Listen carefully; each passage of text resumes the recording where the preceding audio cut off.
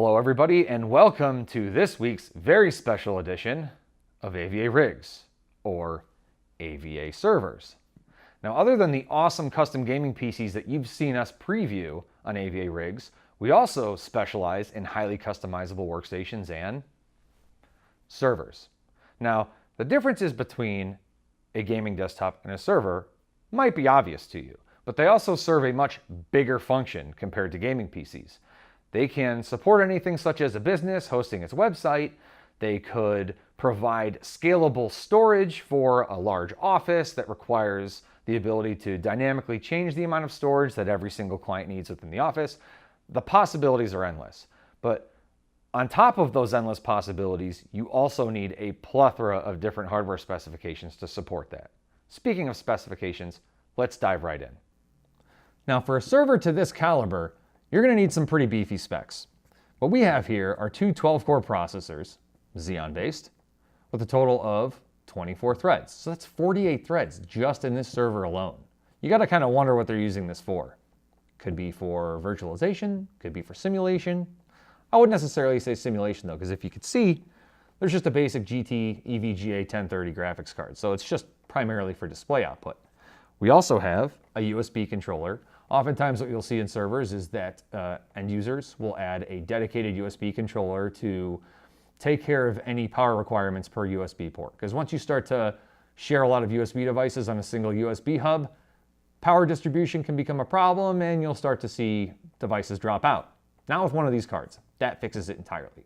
Now, the highlight of this system, in our opinion, is the reflective memory module. You might be asking, what's a reflective memory module? We all know what memory is for the most part, right? Think of a reflective memory module as network attached memory.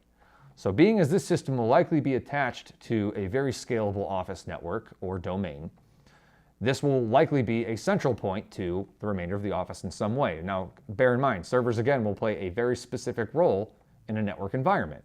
Reflective memory will be a commonplace for all of the attached systems as it relates to and correlates with this system in an office setting.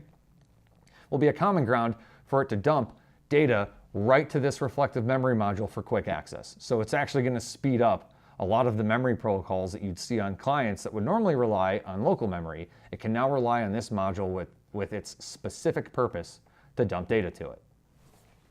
Now, this server here is a little light on the storage specifications. However, the needs are typically the same. Now, in a lot of these chassis, you will see that there are front-loading hot swap bays. And hot swap bays will allow you to remove or add storage without having to shut off the PC and or open it and plug in a power cable and a data cable.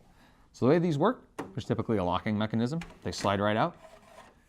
And you have your open trays. Now, Supermicro, the manufacturer of this particular platform, adds these empty trays just to make sure that the design and shape of the trays don't misalign or bend during shipping. So it's more or less just to make sure that there's no product damage.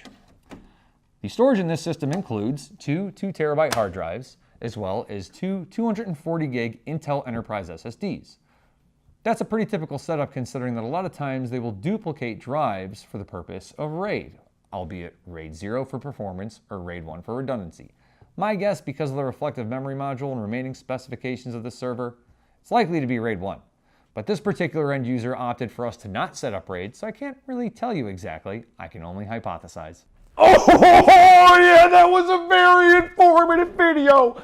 Never knew where I would have learned that knowledge from, and you couldn't even give me money to learn that much knowledge. You make sure if you want to like and subscribe to this video, you hit below where it says subscribe or like, and if you dislike, that's okay. Join us next week for more videos.